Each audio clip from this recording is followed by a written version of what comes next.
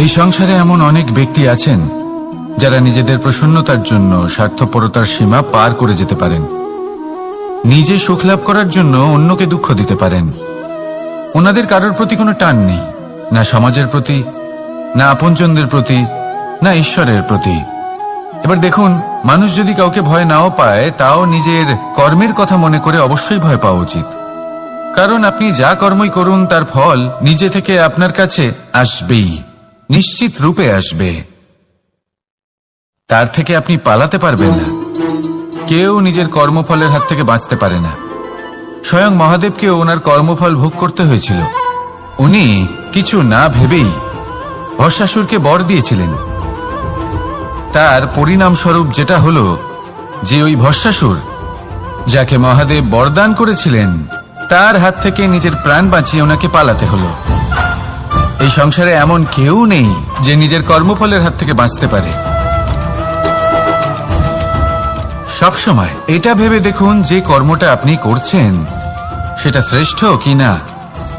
এমন কর্ম করুন যেটা আপনাকে জীবনে এগিয়ে নিয়ে যাবে। নিজেকে সৎ পথে রাখুন, কিন্তু এটাও সুনিশ্চিত করুন যে জীবনে যে কর্ম আপনি করছেন তাতে অন্য ব্যক্তির উপর কি প্রভাব পড়ছে, তাতে উনি দুঃখ পাচ্ছেন না তো। যদি আপনি যা করছেন তাতে সবার মঙ্গল হয়ে থাকে, তাহলে আপনার কাউকে ভয় পাওয়ার কোনো প্রয়োজন নেই। না কালকে ভয় পাবেন, না মহাকালকে। আসুন আমার সাথে ভালোবেসে বলুন, রাধা রাধা। জীবনে যখনই আমরা কোনো বিশেষ মানুষের সাথে পরিচিত হই, তখন তার ব্যক্তিত্বের বিষয়ে আমাদের একটি নিজস্ব দৃষ্টিভঙ্গি তৈরি হয়। তা সে ভালো হোক বা মন্দ, আমরা নিজেদের দৃষ্টিভঙ্গি, নিজেদের ধারণা বানিয়ে ফেলি। কিন্তু আপনি কি নিশ্চিত রূপে বলতে পারেন যে এই যে আপনার দৃষ্টিভঙ্গি, সেটাই সেই ব্যক্তির পূর্ণ সত্য, সেই ব্যক্তি সত্যি সেরকমই? না, আপনি সেরকম বলতে পারেন না। কারণ যে কোনো মানুষের একটি চরিত্র, একটি ব্যক্তিত্ব অনেক বছর ধরে তৈরি হয়, অসংখ্য অভিজ্ঞতা লাভ করার পরে তৈরি হয়। আপনি একদিনে বুঝতে পারবেন না যে সেই ব্যক্তি কেমন। এই ভুলটাই বেশিরভাগ মানুষ করে ফেলেন। কিন্তু যদি সত্যি কোনো মানুষকে বুঝতে চান, তাহলে একটু সময় দেওয়া খুব প্রয়োজন। সবার আগে প্রথম আলাপে সেই ব্যক্তি তো এটাই বোঝাবে যে সে কতটা শ্রেষ্ঠ, কিন্তু সে কতটা গুণী বা কতটা অপগুণী, এটা বোঝার জন্য আপনাকে সেই ব্যক্তির কাছাকাছি থাকতে হবে।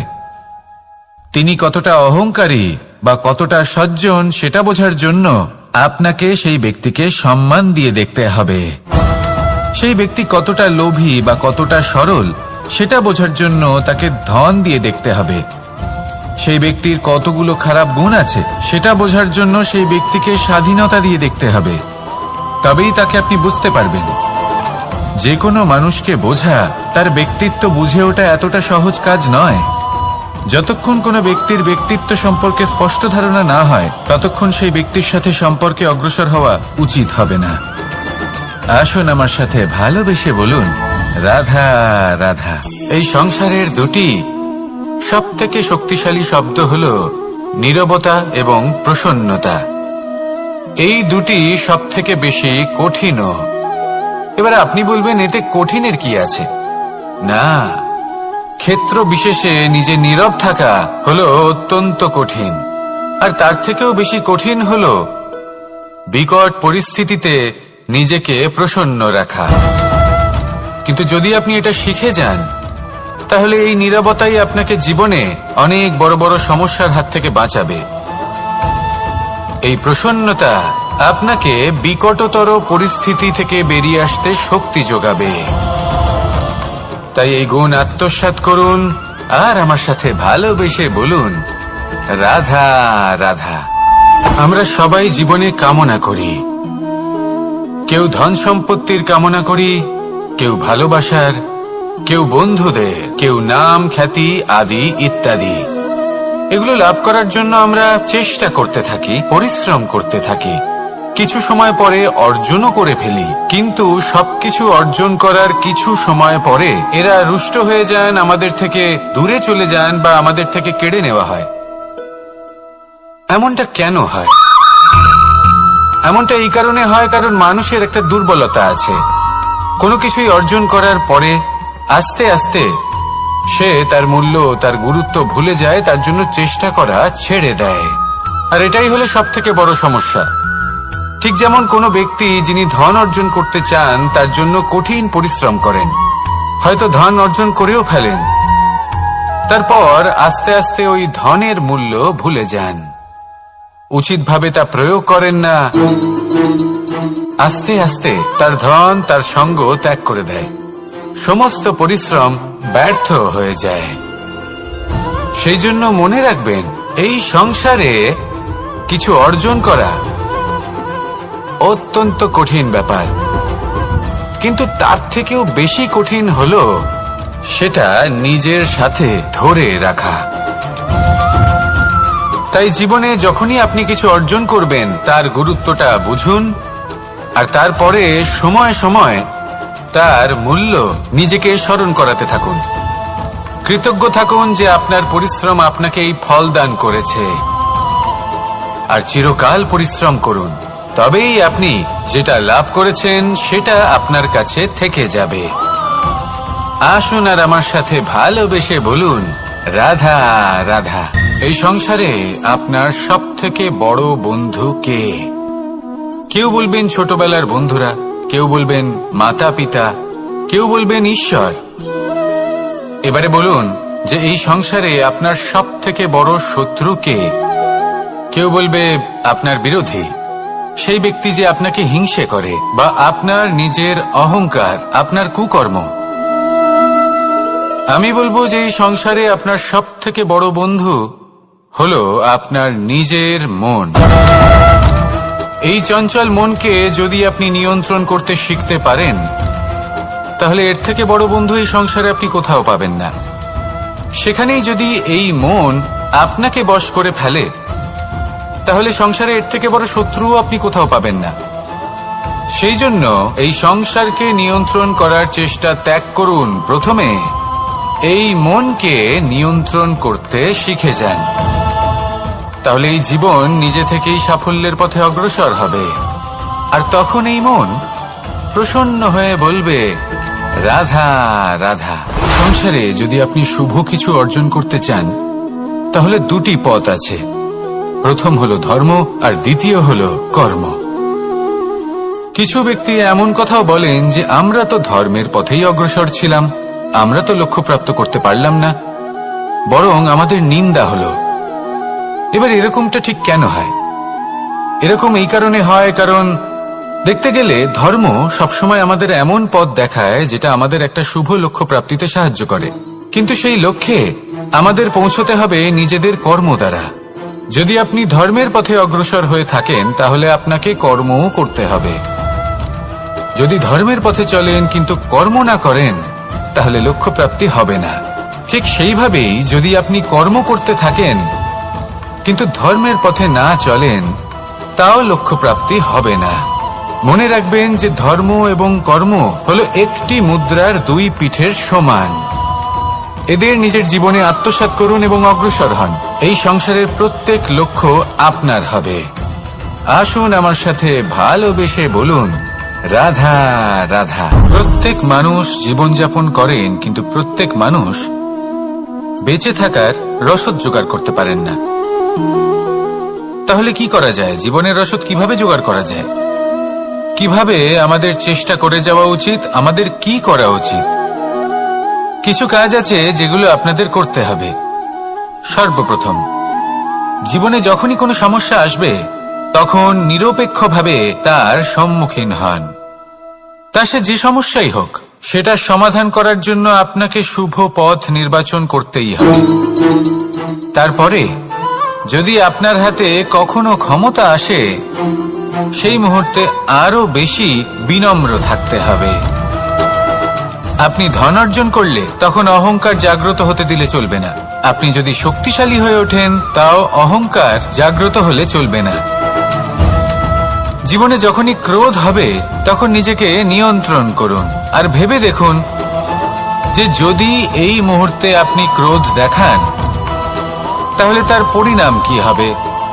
এর ফলে কি কিছু শুভ ঘটনা ঘটবে নাকি অশুভ কিছু ঘটবে? শুধু এই কটা কাজ নিজেদের জীবনে আত্মসাৎ করুন, জীবন যাপন অত্যন্ত সহজ হয়ে যাবে। আসুন আমার সাথে ভালোবেসে বলুন, রাধা। আপনি কখনো কোনো পাথরের বুক চিরে বয়ে চলা কোনো নদী দেখেছেন? পাথর নদীর সামনে নত হয়ে যায়, তাকে বাধা দিতে চেষ্টা করে কিন্তু কখনো বাধা দিতে পারে না। এই নদী হলো ততটাই শক্তিশালী, কিন্তু এর আরম্ভ কোথা থেকে হয়? দূরে কোথাও কোনো পর্বতের চূড়াতে এক বিন্দু জল ঝরে পড়ে আর তার সাথে হিম গলিয়ে দেয়। তারপর জলের শক্তি বৃদ্ধি পায়, তারপর অনেক বিপদের সম্মুখীন হয় আর অনেক ধরনের বাধা সে অতিক্রম করে। তার শক্তির এতটাই বৃদ্ধি হয় যে তাকে বাধা দেওয়া একেবারেই অসম্ভব ব্যাপার হয়ে যায়। দেখুন, নদী তো মহান বটেই, কিন্তু তাকে মহান করে তুলেছে কে? সেই সকল বিপদ যার থেকে ও কখনো পালায়নি। সেইভাবেই আমাদেরও বিপদ থেকে পালিয়ে গেলে হবে না, তার সম্মুখীন হতে হবে সাহসের সাথে, পূর্ণ শক্তি প্রয়োগ করে। তবেই আমরা শিখতে পারবো, তবেই আমরা সামনে এগোতে পারবো। যদি আপনি জীবনে কুন্দন হয়ে উঠতে চান, তাহলে জ্বলন সহ্য করতেই হবে।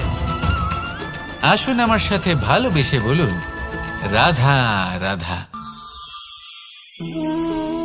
এ হলো গোলাপ ফুল।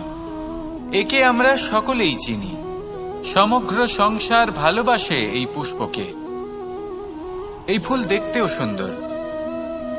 সবথেকে বেশি গুরুত্বপূর্ণ কথা হলো এর সুগন্ধ, যা দূর দূরান্ত থেকে ব্যক্তিদেরকে আকৃষ্ট করে। এই সুন্দর পুষ্প একটু মন দিয়ে দেখলেই দেখা যায় এর নিচে কাঁটা রয়েছে। এই সংসার বলে, এ প্রকৃতির কেমন রচনা, এত কোমল পুষ্প, এটা কি তীক্ষ্ণ কাঁটা সহ প্রস্ফুটিত হয়? এটাই হলো জীবনের সত্য। আমাদের অন্তরের সদ্গুণ, সেগুলিও এই ফুলের মতোই সুন্দর। সংসারের সৌন্দর্য দেখতে পায়, এর সুগন্ধ চতুর্দিকে ছড়িয়ে পড়ে। কিন্তু এই সদ্গুণ জাগ্রত করে তোলার জন্য কঠোর পরিশ্রম করতে হয়, প্রতিনিয়ত চেষ্টা করে যেতে হয়। তাই জন্য যদি আপনি জানেন আপনার পথ উচিত কিন্তু তা কাঁটায় পরিপূর্ণ, তাহলে থামবেন না, চলতে থাকুন। একবার যদি অন্তরের সদ্গুণ জাগ্রত হয়, তাহলে এই সংসার এর সৌন্দর্য দেখবে আর সুগন্ধে আকর্ষিত হয়ে আপনার কাছে আসবে। এই মন, এই জীবন প্রসন্ন হয়ে বলবে, রাধা রাধা। মোহনের বাঁশির এই সুর, এই সঙ্গীত কার না পছন্দ হয়? সবারই খুব ভালো লাগে। এবার এই সুর আসে কোথা থেকে? কেউ বলবেন কৃষ্ণের হৃদয় থেকে।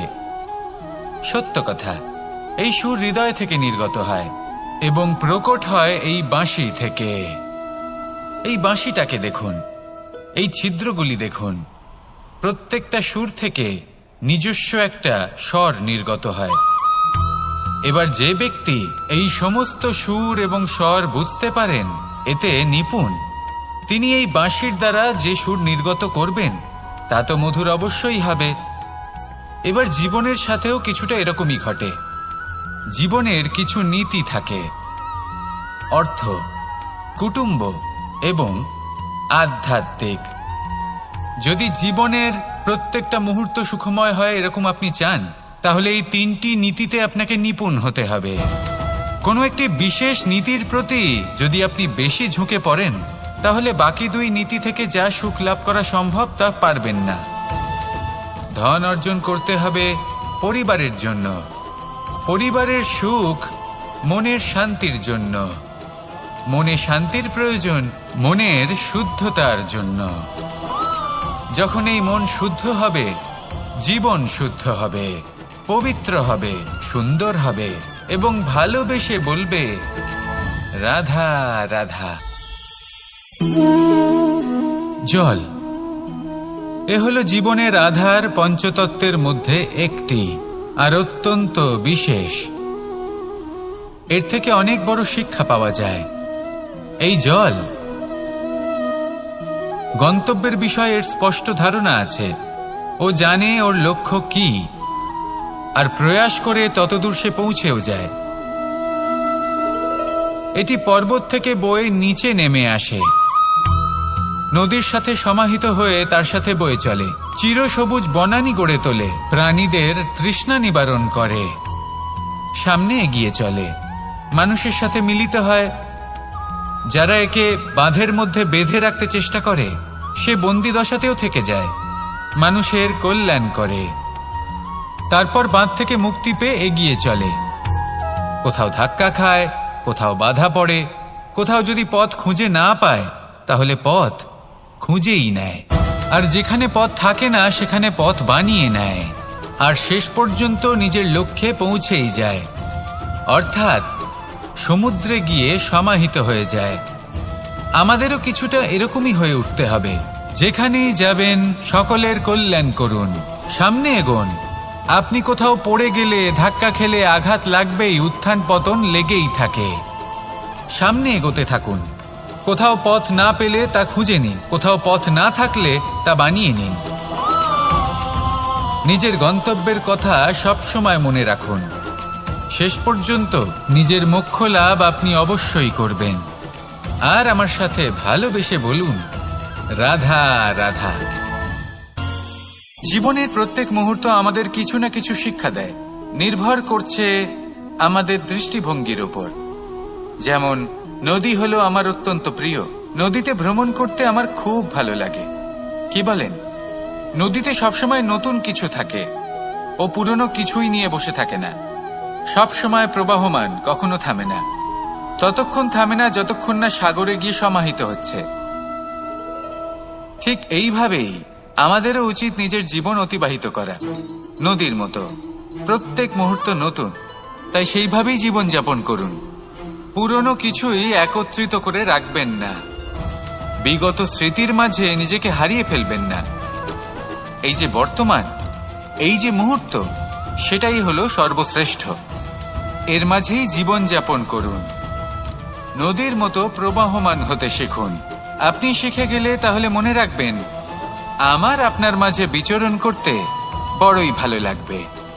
যে ব্যক্তি আনন্দের সাথে জীবনের প্রত্যেকটা মুহূর্ত অতিবাহিত করে কোনো চিন্তা ছাড়াই, প্রবাহমান হয়, কখনোই থামে না, যতক্ষণ না মুক্তি লাভ করছেন, এমন ব্যক্তির মধ্যেই রাধাকৃষ্ণ বসবাস করেন। তাহলে আসুন আমার সাথে ভালোবেসে বলুন, রাধা রাধা। সূর্যের প্রকাশ, অন্ধকারকে দূর করে দেওয়া সেই মহানায়ক। এই সূর্যের প্রকাশ যখন পৃথিবীতে এসে পৌঁছয় কি হয়? এই পৃথিবী জেগে ওঠে, প্রত্যেক প্রাণী জেগে ওঠে, মানুষ জেগে ওঠে, নিজের কর্ম করেন, জীবন যাপন করেন। এই ঘুমের মৃতপ্রায় স্থিতি কাটিয়ে উঠে জীবন যাপন করতে শেখেন। এটাই হলো প্রভাব সূর্যের প্রকাশের। এবার এই প্রকাশ যে সূর্যের থেকে পাই, তিনি কি করেন? তিনি নিজেকে জ্বালান আমাদের জীবন প্রদান করার জন্য। প্রত্যেকটা মুহূর্ত তিনি তাপ সহ্য করেন, আমরা যাতে সেই প্রকাশ লাভ করি। এটাই হলো জীবনের সারমর্ম। যদি আপনিও এই সংসারে প্রকাশ ছড়িয়ে দিতে চান, তাহলে আপনাকেও তপ্ত হতে হবে, নিজে জ্বলতে হবে, সেই কর্ম করতে হবে যেটা কঠিন হতে পারে কিন্তু আসলে শ্রেষ্ঠ। তবেই এই সংসারের সেবা করতে পারবেন, সংসারকে পথ দেখাতে পারবেন। নিজের অন্তরের প্রকাশ জাগ্রত করুন, তবেই সেই সকল ব্যক্তি যারা পাপের অন্ধকারে নিমজ্জিত হয়ে আছেন তারা জাগ্রত হবেন। সেই সকল ব্যক্তিকে জাগিয়ে তুলুন, প্রেরিত করে তুলুন সুখী হওয়ার জন্য যারা সুখী হতে পারছেন না। সেই সকলকে প্রেরিত করুন সাফল্য লাভের যারা সফল হতে পারছেন না। নিজের অন্তরের সূর্যকে জাগ্রত করুন, চারিদিকে শুধু প্রকাশই প্রকাশ হবে, জীবনই জীবন থাকবে, আনন্দই আনন্দ থাকবে, আর এই মন বারবার প্রসন্ন চিত্তে বলে উঠবে, রাধা রাধা। এই সংসারে এমন অনেক ব্যক্তি আছেন যারা নিজেদের প্রসন্নতার জন্য স্বার্থপরতার সীমা পার করে যেতে পারেন, নিজে সুখ লাভ করার জন্য অন্যকে দুঃখ দিতে পারেন। ওনাদের কারোর প্রতি কোনো টান নেই, না সমাজের প্রতি, না আপনজনদের প্রতি, না ঈশ্বরের প্রতি। এবার দেখুন, মানুষ যদি কাউকে ভয় নাও পায়, তাও নিজের কর্মের কথা মনে করে অবশ্যই ভয় পাওয়া উচিত। কারণ আপনি যা কর্মই করুন তার ফল নিজে থেকে আপনার কাছে আসবেই, নিশ্চিত রূপে আসবে। তার থেকে আপনি পালাতে পারবেন না। কেউ নিজের কর্মফলের হাত থেকে বাঁচতে পারে না। স্বয়ং মহাদেবকেও ওনার কর্মফল ভোগ করতে হয়েছিল। উনি কিছু না ভেবেই ভস্মাসুরকে বর দিয়েছিলেন। তার পরিণামস্বরূপ যেটা হলো যে ওই ভস্মাসুর, যাকে মহাদেব বরদান করেছিলেন, তার হাত থেকে নিজের প্রাণ বাঁচিয়ে ওনাকে পালাতে হলো।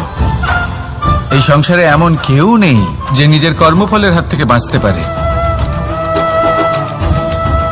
সবসময় এটা ভেবে দেখুন যে কর্মটা আপনি করছেন সেটা শ্রেষ্ঠ কি না। এমন কর্ম করুন যেটা আপনাকে জীবনে এগিয়ে নিয়ে যাবে। নিজেকে সৎ পথে রাখুন, কিন্তু এটাও সুনিশ্চিত করুন যে জীবনে যে কর্ম আপনি করছেন তাতে অন্য ব্যক্তির উপর কি প্রভাব পড়ছে, তাতে উনি দুঃখ পাচ্ছেন না তো। যদি আপনি যা করছেন তাতে সবার মঙ্গল হয়ে থাকে, তাহলে আপনার কাউকে ভয় পাওয়ার কোনো প্রয়োজন নেই। না কালকে ভয় পাবেন, না মহাকালকে। আসুন আমার সাথে ভালোবেসে বলুন, রাধা রাধা। জীবনে যখনই আমরা কোনো বিশেষ মানুষের সাথে পরিচিত হই, তখন তার ব্যক্তিত্বের বিষয়ে আমাদের একটি নিজস্ব দৃষ্টিভঙ্গি তৈরি হয়। তা সে ভালো হোক বা মন্দ, আমরা নিজেদের দৃষ্টিভঙ্গি, নিজেদের ধারণা বানিয়ে ফেলি। কিন্তু আপনি কি নিশ্চিত রূপে বলতে পারেন যে এই যে আপনার দৃষ্টিভঙ্গি, সেটাই সেই ব্যক্তির পূর্ণ সত্য, সেই ব্যক্তি সত্যি সেরকমই? না, আপনি সেরকম বলতে পারেন না। কারণ যে কোনো মানুষের একটি চরিত্র, একটি ব্যক্তিত্ব অনেক বছর ধরে তৈরি হয়, অসংখ্য অভিজ্ঞতা লাভ করার পরে তৈরি হয়। আপনি একদিনে বুঝতে পারবেন না যে সেই ব্যক্তি কেমন। এই ভুলটাই বেশিরভাগ মানুষ করে ফেলেন। কিন্তু যদি সত্যি কোনো মানুষকে বুঝতে চান, তাহলে একটু সময় দেওয়া খুব প্রয়োজন। সবার আগে প্রথম আলাপে সেই ব্যক্তি তো এটাই বোঝাবে যে সে কতটা শ্রেষ্ঠ, কিন্তু সে কতটা গুণী বা কতটা অপগুণী, এটা বোঝার জন্য আপনাকে সেই ব্যক্তির কাছাকাছি থাকতে হবে। তিনি কতটা অহংকারী বা কতটা সজ্জন, সেটা বোঝার জন্য আপনাকে সেই ব্যক্তিকে সম্মান দিয়ে দেখতে হবে। সেই ব্যক্তি কতটা লোভী বা কতটা সরল, সেটা বোঝার জন্য তাকে ধন দিয়ে দেখতে হবে। সেই ব্যক্তির কতগুলো খারাপ গুণ আছে, সেটা বোঝার জন্য সেই ব্যক্তিকে স্বাধীনতা দিয়ে দেখতে হবে। তবেই তাকে আপনি বুঝতে পারবেন। যে কোনো মানুষকে বোঝা, তার ব্যক্তিত্ব বুঝে ওঠা এতটা সহজ কাজ নয়। যতক্ষণ কোনো ব্যক্তির ব্যক্তিত্ব সম্পর্কে স্পষ্ট ধারণা না হয়, ততক্ষণ সেই ব্যক্তির সাথে সম্পর্কে অগ্রসর হওয়া উচিত হবে না। আসুন আমার সাথে ভালোবেসে বলুন, রাধা রাধা। এই সংসারের দুটি সবথেকে শক্তিশালী শব্দ হলো নীরবতা এবং প্রসন্নতা। এই দুটি সবথেকে বেশি কঠিনও। এবার আপনি বলবেন, এতে কঠিনের কি আছে? না, ক্ষেত্র বিশেষে নিজে নীরব থাকা হলো অত্যন্ত কঠিন। আর তার থেকেও বেশি কঠিন হলো বিকট পরিস্থিতিতে নিজেকে প্রসন্ন রাখা। কিন্তু যদি আপনি এটা শিখে যান, তাহলে এই নীরবতাই আপনাকে জীবনে অনেক বড় বড় সমস্যার হাত থেকে বাঁচাবে। এই প্রসন্নতা আপনাকে বিকটতর পরিস্থিতি থেকে বেরিয়ে আসতে শক্তি যোগাবে। তাই এই গুণ আত্মসাৎ করুন আর আমার সাথে ভালোবেসে বলুন, রাধা রাধা। আমরা সবাই জীবনে কামনা করি। কেউ ধন সম্পত্তির কামনা করি, কেউ ভালোবাসার, কেউ বন্ধুদের, কেউ নাম খ্যাতি আদি ইত্যাদি। এগুলো লাভ করার জন্য আমরা চেষ্টা করতে থাকি, পরিশ্রম করতে থাকি। কিছু সময় পরে অর্জনও করে ফেলি, কিন্তু সবকিছু অর্জন করার কিছু সময় পরে এরা রুষ্ট হয়ে যান, আমাদের থেকে দূরে চলে যান বা আমাদের থেকে কেড়ে নেওয়া হয়। এমনটা কেন হয়? এমনটা এই কারণে হয় কারণ মানুষের একটা দুর্বলতা আছে। কোনো কিছুই অর্জন করার পরে আস্তে আস্তে সে তার মূল্য, তার গুরুত্ব ভুলে যায়, তার জন্য চেষ্টা করা ছেড়ে দেয়। আর এটাই হলো সব থেকে বড় সমস্যা। ঠিক যেমন কোনো ব্যক্তি যিনি ধন অর্জন করতে চান, তার জন্য কঠিন পরিশ্রম করেন, হয়তো ধন অর্জন করেও ফেলেন, তারপর আস্তে আস্তে ওই ধনের মূল্য ভুলে যান, উচিতভাবে তা প্রয়োগ করেন না, আস্তে আস্তে তার ধন, তার সঙ্গ ত্যাগ করে দেয়। সমস্ত পরিশ্রম ব্যর্থ হয়ে যায়।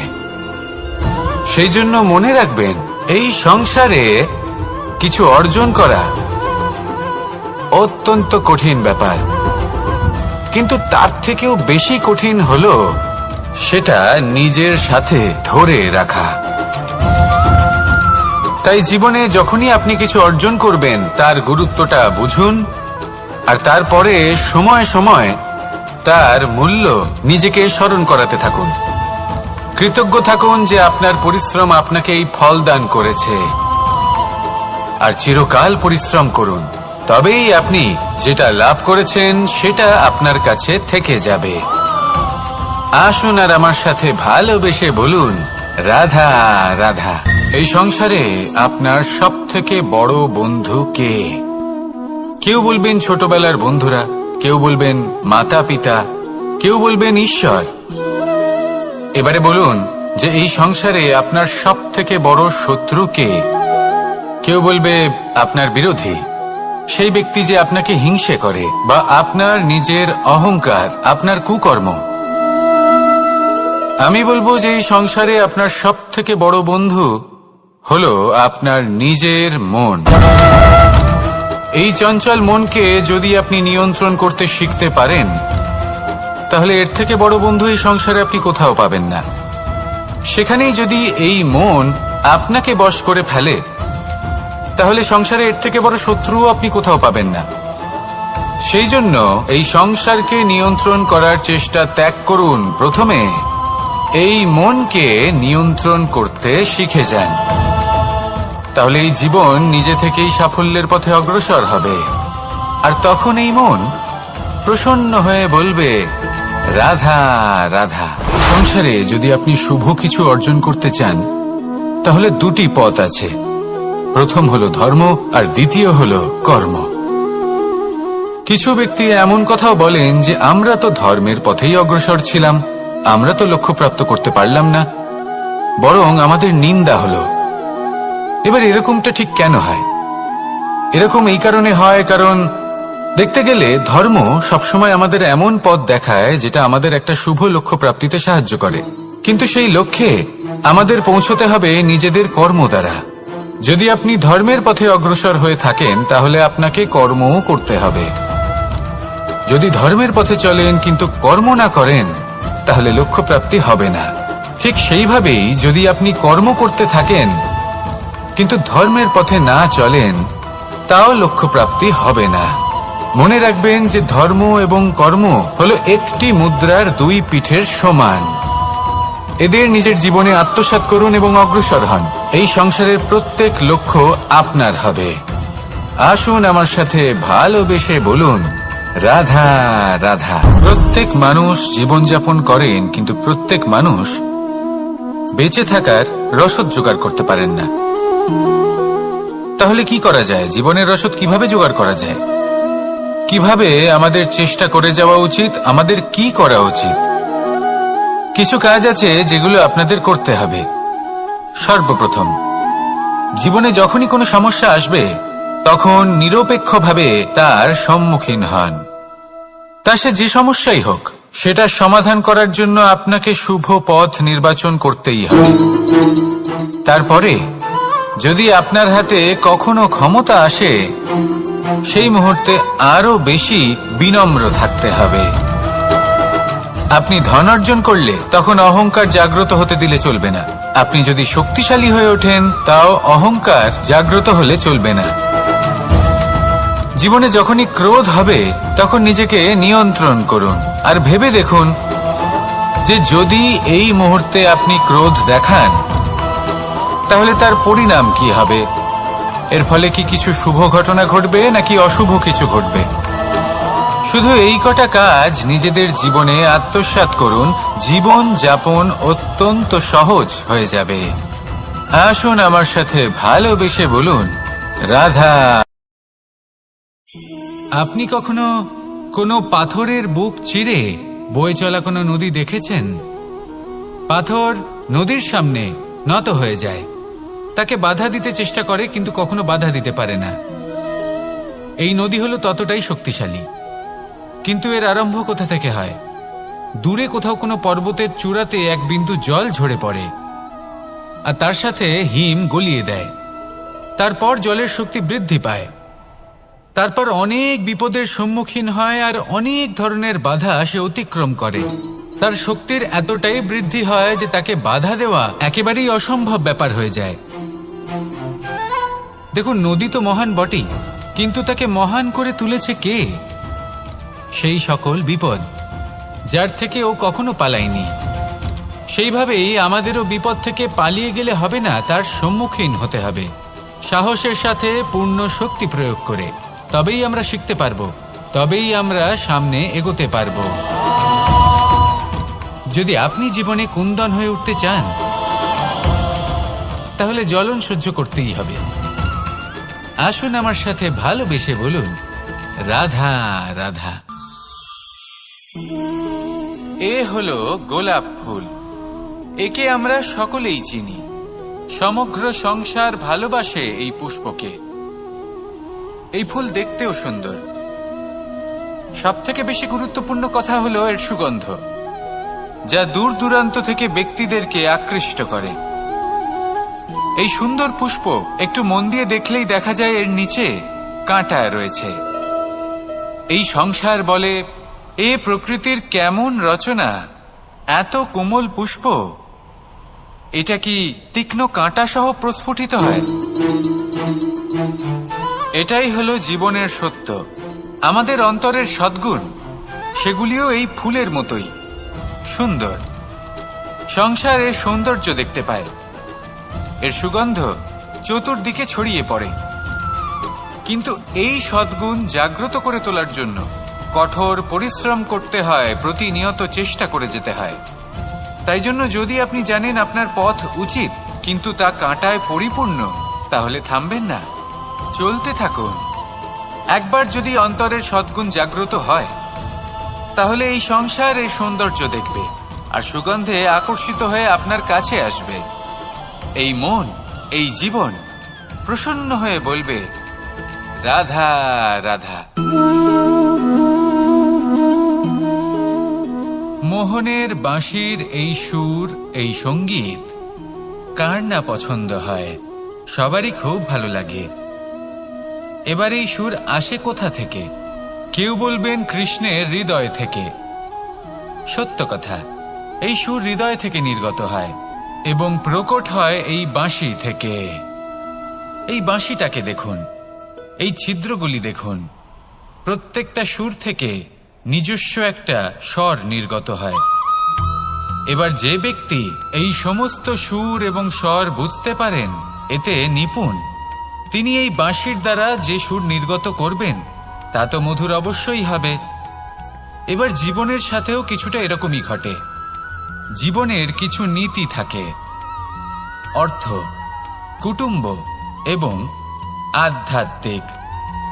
যদি জীবনের প্রত্যেকটা মুহূর্ত সুখময় হয় এরকম আপনি চান, তাহলে এই তিনটি নীতিতে আপনাকে নিপুণ হতে হবে। কোনো একটি বিশেষ নীতির প্রতি যদি আপনি বেশি ঝুঁকে পড়েন, তাহলে বাকি দুই নীতি থেকে যা সুখ লাভ করা সম্ভব তা পারবেন না।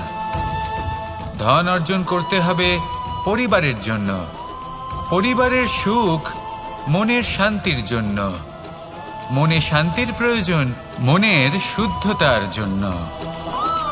যখন এই মন শুদ্ধ হবে, জীবন শুদ্ধ হবে, পবিত্র হবে, সুন্দর হবে এবং ভালোবেসে বলবে, রাধা রাধা। জল, এ হলো জীবনের আধার, পঞ্চতত্ত্বের মধ্যে একটি, আর অত্যন্ত বিশেষ। এর থেকে অনেক বড় শিক্ষা পাওয়া যায়। এই জল, গন্তব্যের বিষয়ে এর স্পষ্ট ধারণা আছে। ও জানে ওর লক্ষ্য কি, আর প্রয়াস করে ততদূর সে পৌঁছেও যায়।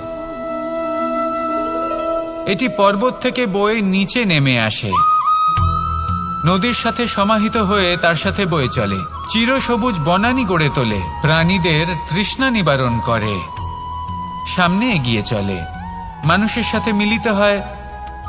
যারা একে বাঁধের মধ্যে বেঁধে রাখতে চেষ্টা করে সে বন্দি দশাতেও থেকে যায়, মানুষের কল্যাণ করে, তারপর বাঁধ থেকে মুক্তি পেয়ে এগিয়ে চলে। কোথাও ধাক্কা খায়, কোথাও বাধা পড়ে, কোথাও যদি পথ খুঁজে না পায় তাহলে পথ খুঁজেই নেয়, আর যেখানে পথ থাকে না সেখানে পথ বানিয়ে নেয়, আর শেষ পর্যন্ত নিজের লক্ষ্যে পৌঁছেই যায়, অর্থাৎ সমুদ্রে গিয়ে সমাহিত হয়ে যায়। আমাদেরও কিছুটা এরকমই হয়ে উঠতে হবে। যেখানেই যাবেন সকলের কল্যাণ করুন, সামনে এগোন। আপনি কোথাও পড়ে গেলে, ধাক্কা খেলে আঘাত লাগবেই, উত্থান পতন লেগেই থাকে। সামনে এগোতে থাকুন। কোথাও পথ না পেলে তা খুঁজে নিন, কোথাও পথ না থাকলে তা বানিয়ে নিন। নিজের গন্তব্যের কথা সব সময় মনে রাখুন। শেষ পর্যন্ত নিজের মোক্ষ লাভ আপনি অবশ্যই করবেন। আর আমার সাথে ভালোবেসে বলুন, রাধা রাধা। জীবনের প্রত্যেক মুহূর্ত আমাদের কিছু না কিছু শিক্ষা দেয়, নির্ভর করছে আমাদের দৃষ্টিভঙ্গির উপর। যেমন নদী হলো আমার অত্যন্ত প্রিয়, নদীতে ভ্রমণ করতে আমার খুব ভালো লাগে। কি বলেন? নদীতে সবসময় নতুন কিছু থাকে, ও পুরনো কিছুই নিয়ে বসে থাকে না, সব সময় প্রবাহমান, কখনো থামে না।